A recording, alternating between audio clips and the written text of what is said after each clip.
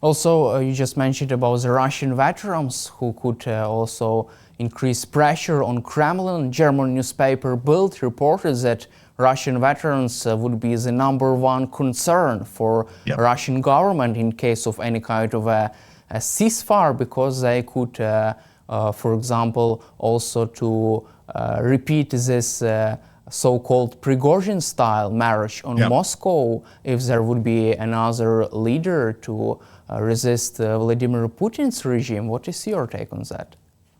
Yeah, I'd agree with Bild's analysis on that. The other thing is, from an economic perspective, if the veterans go back, Putin and the Russian government are going to have to start paying them what they had promised, paying them their pensions, paying them their medical bills, paying them the families that have lost individuals, putting them through education. All of the promises that had been given by the Russian state to get people to sign up to join, all of a sudden will come back to affect the Russian economy. So this adds to the real pressure that there is on Vladimir Putin. And I think to a degree he can see that, but he still is of a mind where he believes he can win militarily. And therefore, it's not a factor that is occupying his mind hugely at the moment. It's only when he gets that realization that he can't win, and I don't know what's going to trigger that, but it's not far off. I think that realization will start to come in, I would hope, later this year, but certainly by mid to end of 2026. Let's cover also situation on the ground and the battlefield situation right now. According to CNN, Russia is still trying to generate a big force to conduct another full-scale offensive on the east of Ukraine or on other areas on the front lines. And also, according to the CNN, this offensive could begin as early as this summer. What is your reaction to this? I haven't seen the detail behind it, and I've been trying to read into it and find the detail. I don't think the Russians have got the ability to generate a large force. If they had, they'd have done it already. They may bring in a formed North Korean force or capability like that. That would be an interesting move to bring it in. But the Russians so far have not shown the tactical ability to bring a large force together to have a military effect on the front line.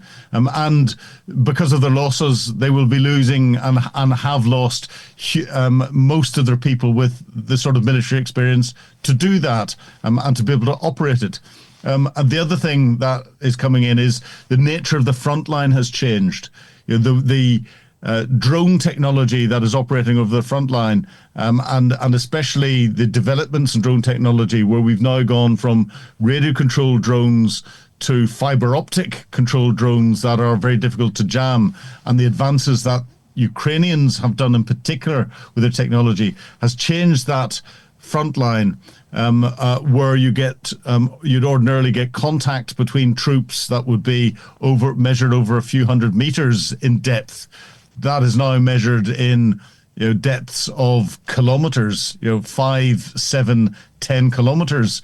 You can have tactical battles. So even if there's a large formation, the threat that there is to that formation as it moves up to Ukrainian defensive positions can start from a very close tactical perspective up to 10 kilometers or more away, and that's without using sophisticated long-range Western and other missiles and weapons to interdict it. So I'm trying to find the detail that CNN has used to get that, apart from the fact that every year there's the summer offensive when the ground is right for an armored formation to come in. So from a theoretical perspective, it could happen. From a practical perspective, I don't think it's going to happen in the way that their headlines are suggesting. And don't you think that the Ukrainian armed forces have already stabilized the front lines and its defense against the Russian forces? Yeah, I think the Ukrainian forces have done a fantastic job in stabilizing the front lines. Even if they're losing a few hundred meters here or a kilometer there. Given what they've managed to achieve over the last 3 years, in holding back what was on paper the second largest military capability in the world, by making sure that the Russians can't create local air superiority over the battlefield, by developing new technologies that has turned that the contact line at the edge of the front line from being the range of direct fire weapons, whether those be tank guns or armored personnel guns or machine guns or personal weapons of the soldiers.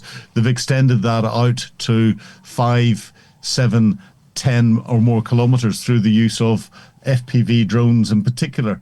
So I think Ukraine has rewritten the tactics manual as to how you stabilize and sustain a defensive position.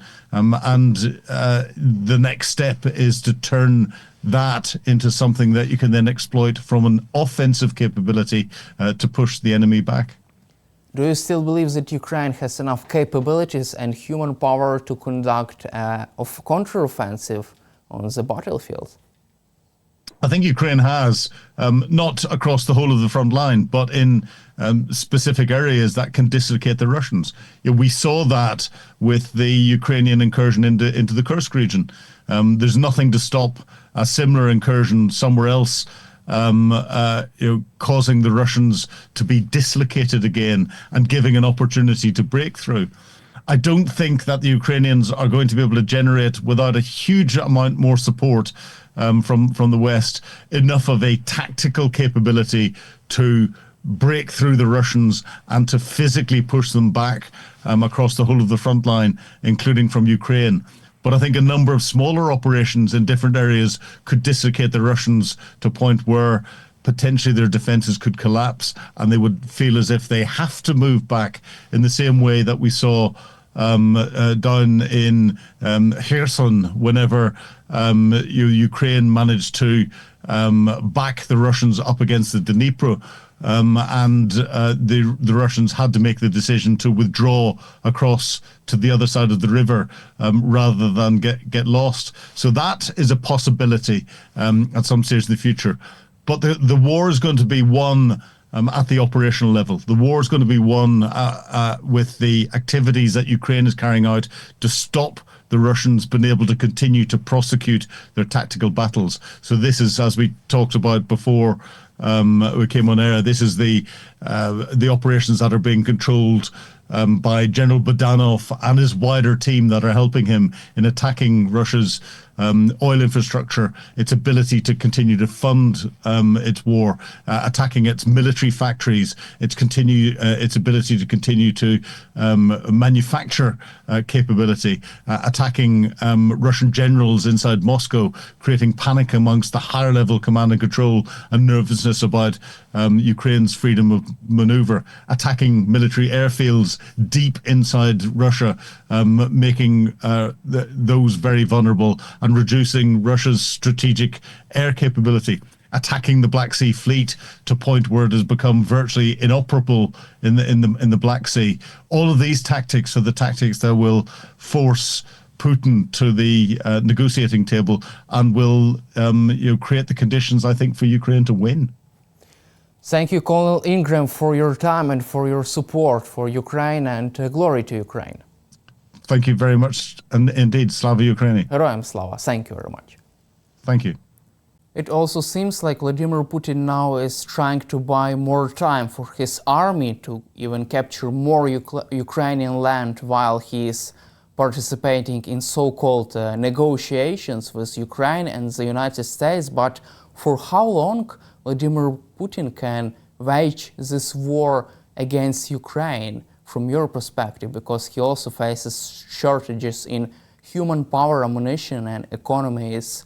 In Russia's economy is in a free fall right now. Well, I don't think the economy is quite in free fall. There are many pressure points within that. And of course, we've seen that there are two things which give him a survival strategy within that. The first, of course, is that 80% of Chinese goods that come in are dual use.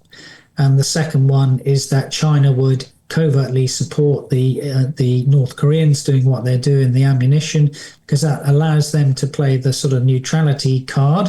I don't think that China wants to see Russia lose, but it would like to see some sort of peace. And increasingly, from what I've just said, Russia is becoming potentially a vassal state of China. Can they keep going? Putin believes that he is winning.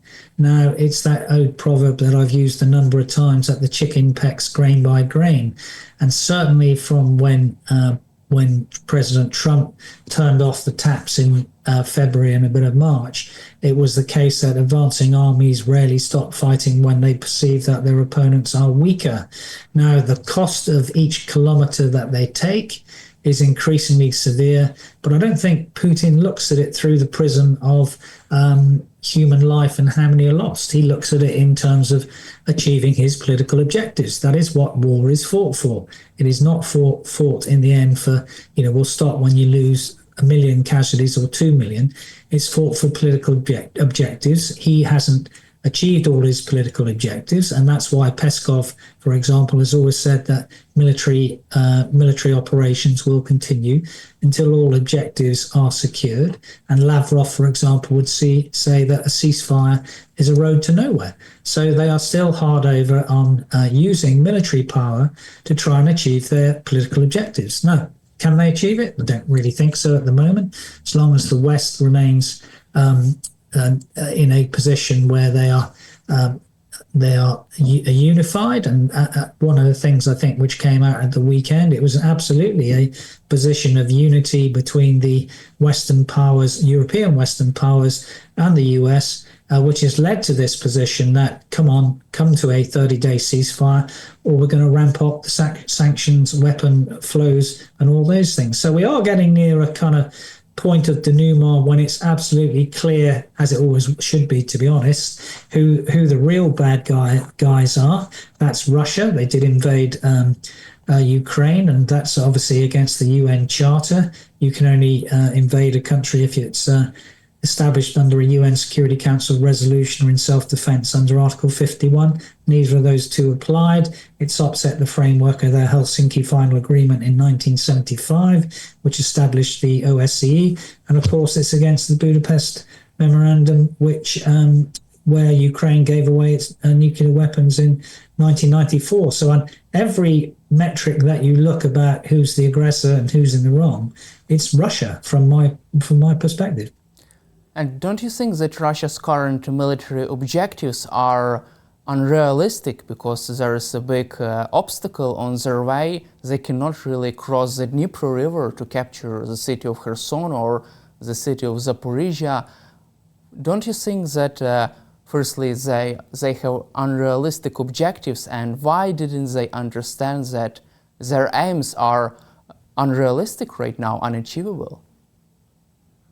Because you haven't put a time frame on that, and that's what the Russians aren't doing. So as Tolstoy sort of said, the two greatest warriors are time and patience. You're looking at it through the current prism there of a week, a month, a year. I don't think Putin and those who are around him are looking at it in that time frame. They're looking at the re-establishment of the Russian Empire and the Russian civilization as they see it in terms of decades and centuries. So you're right that there's a mismatch at the moment between ends, ways and means in military and political terms, but that may not always be the case for the future. So don't look at it through a short-term prism of what's happening today or next month or this year. I think the Russians take a wider spectrum than that, Daniel.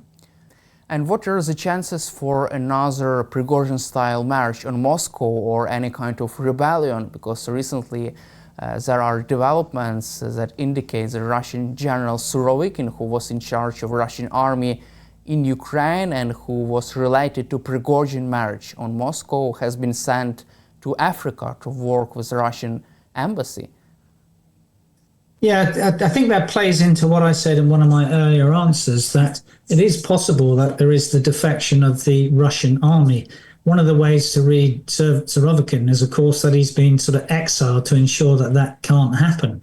What Russia do still need is the resources that they are hoovering up from their interventions in places like Sudan or Burkina Faso. So it is always the case that the Russian army, where there could be defections of units which then go to regiments, which we've heard some about, then to divisions and above. That would be dangerous, but the organization which surround Putin is fairly robust at the moment. But what looks like a robust regime can also at the same time be a fragile regime. I think that was what the head of MI6 said when he had a meeting with Bill Burns, the former CIA commander, last year. So just because it looks a stable regime at the moment doesn't mean that it's not a fragile regime down the line.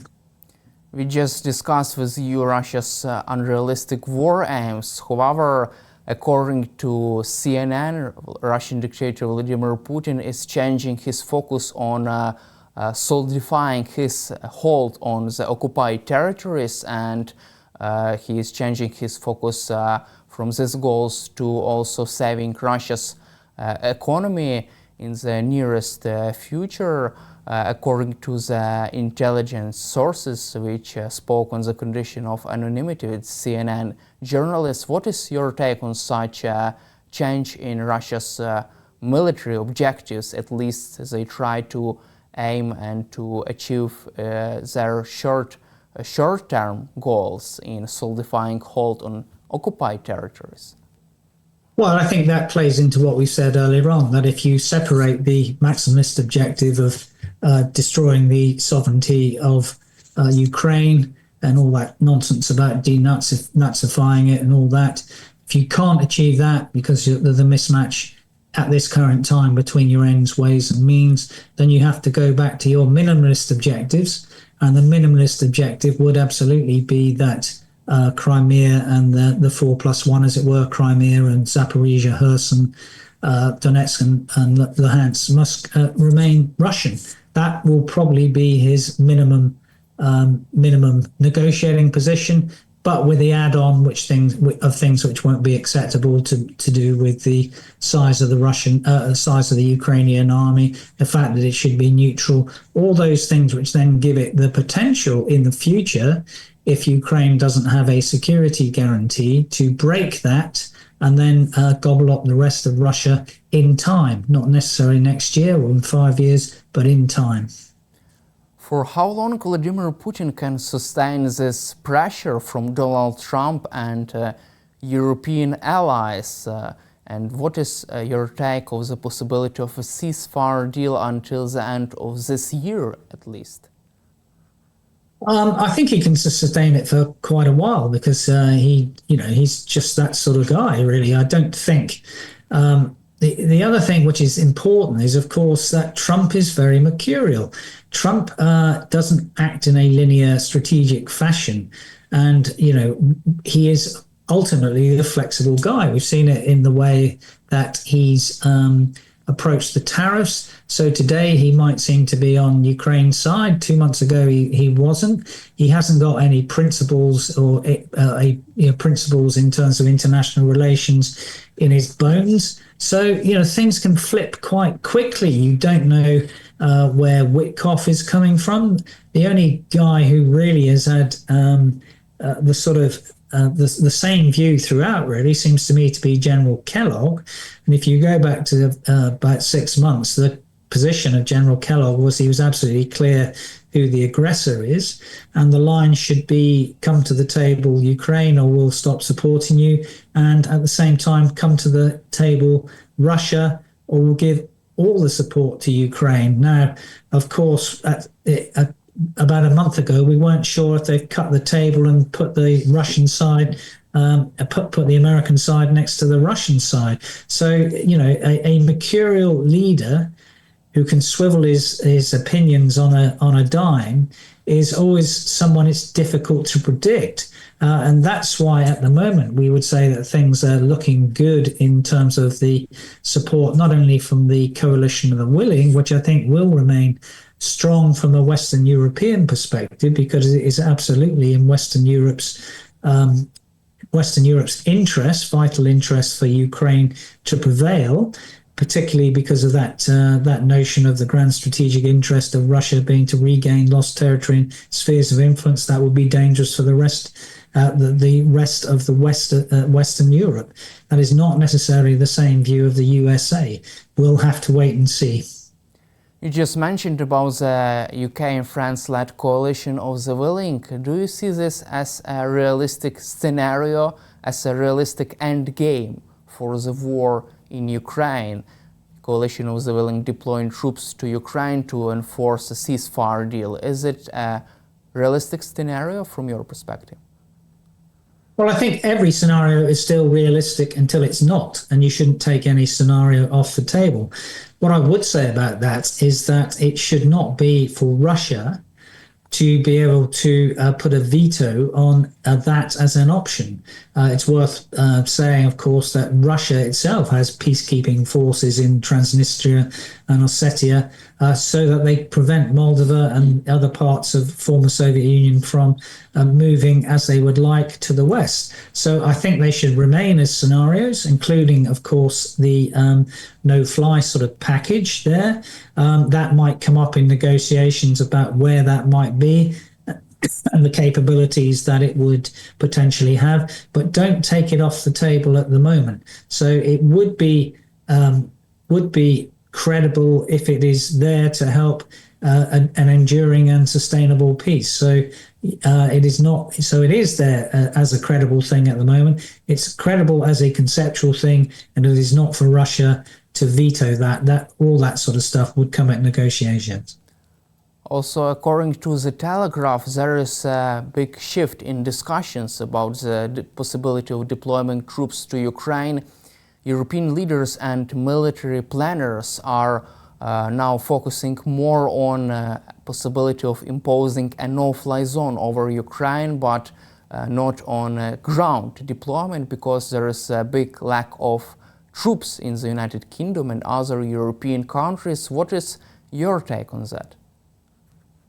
Well, I think that can be an option. It's worked previously. We had a no-fly zone, for example, after the first Gulf War, which worked very well.